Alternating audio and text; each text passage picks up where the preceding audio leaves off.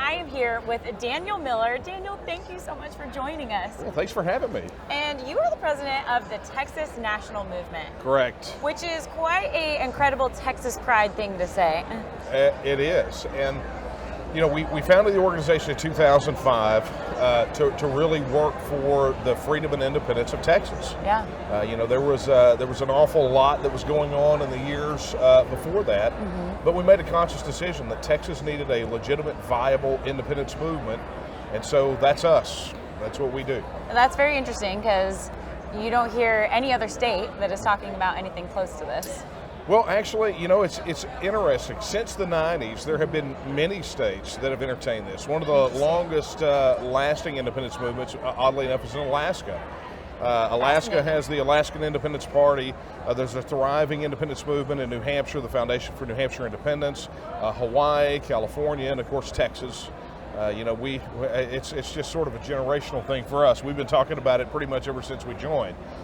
And you are very multi-generational Texas. Yeah, my first ancestor actually goes all the way back to the Texas Revolution. Fought alongside General Sam Houston at the Battle of San Jacinto that won our independence. So that's amazing. Yeah, my roots here are pretty doggone deep. They go very deep, and Right. Here at FreeSpace, we just champion on communities that come together and have such character and pride within their communities. And I think that that's something that's very cool that's translated through the Texan. That's why the app is on my phone. I love it. Thank you. We're so proud to be partnering and having you on there and just being able to stand by you with Texas pride and everything that Texas is. So can you share a little bit more about what you guys are doing right now in this moment and what the future looks like? Sure, and let me preface it by saying that it's wonderful that outlets like FreeSpace exist. Yeah. Because for the longest time, this was a taboo subject, right? Absolutely. That when we founded the organization, support for Texas independence was polling in single digits. But through getting out there, talking to Texas voters, sharing the facts with them, having those debates and discussions outside of the censors, allowed us to grow that support until we know now, we have now 2 planks on the Republican Party platform here in Texas calling for a Texit vote, That's just like you amazing. saw in Brexit. And the same week that was announced, we also got third-party polling numbers that show that if this goes to a vote tomorrow, that 66% of likely voters will vote in favor of Texas reasserting its status as an independent nation. That's fascinating, and that's what here at FreeSpace we're all about. We want these conversations to be able to happen because the conversations are important, and without communication, things will just fall flat. Well, for us, what's been, I think, probably one of the most effective tools is just asking questions. Yeah. Sharing the information, clearing up misconceptions. One of the things that you hear parroted an awful lot by mainstream media is the fact that Texas receives more money from the federal government than we put in. Wow. But the math doesn't show that. Right. And instead, what it shows is that we overpay anywhere from $103 to $160 billion annually into the federal system, right? That's an overpayment. So, facts like that, the fact that Texans are wanting to connect with one another, that firmly believe that it's time to get out from under that 2.5 million unelected bureaucrats. But I'll tell you this, beyond that, the most effective has been the question that we ask everyone, whether they're from Texas or not, and it's simply this. If your state right now was a self-governing independent nation, right, like almost 200 self-governing independent nations around the world, and you had control over your own border policy, your own immigration policy, you had your own currency, your own military, your own trade deals, your own embassies and passports, everything that all those 200 self-governing independent nations have.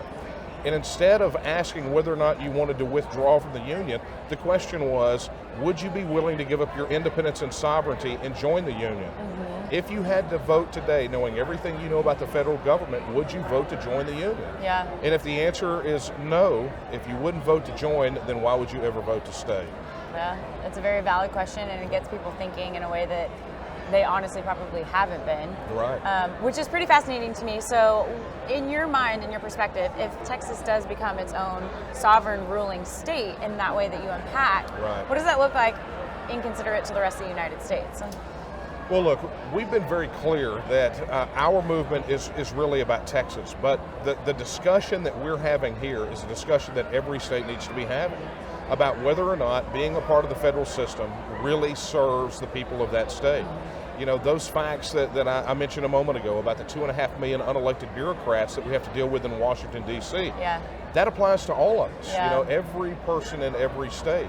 As it stands right now, regardless of what state you're in, if your voters make a decision on an issue, Yeah. we all have to come to grips with the fact that it can be overturned at the stroke of a pen by some unelected, unaccountable federal judge. Absolutely. Right? And we have to ask ourselves, is our money best suited going to Washington, D.C. to be parceled back to us with strings attached, or are we suitable to govern ourselves? Is that money best spent in being a self-governing independent nation? And when people say, well, Texas has an advantage, it's the 9th largest economy in the world.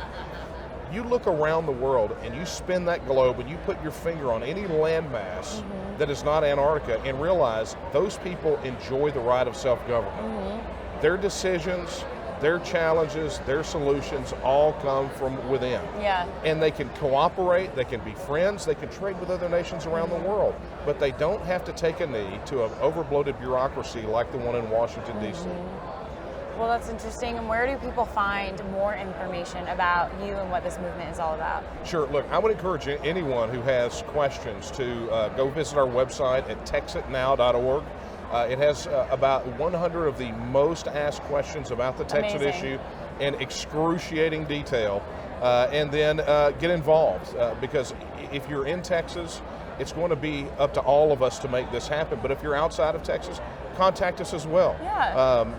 We have been helping foster independence movements and this discussion in states throughout the United States for years now. So make sure you check out texitnow.org for more information. You're going to want to be able to go on there, get all of your questions answered. Thank you so much for your time today, Mr. Miller. It's been such a delight. Thanks for having me. I appreciate that. Appreciate you.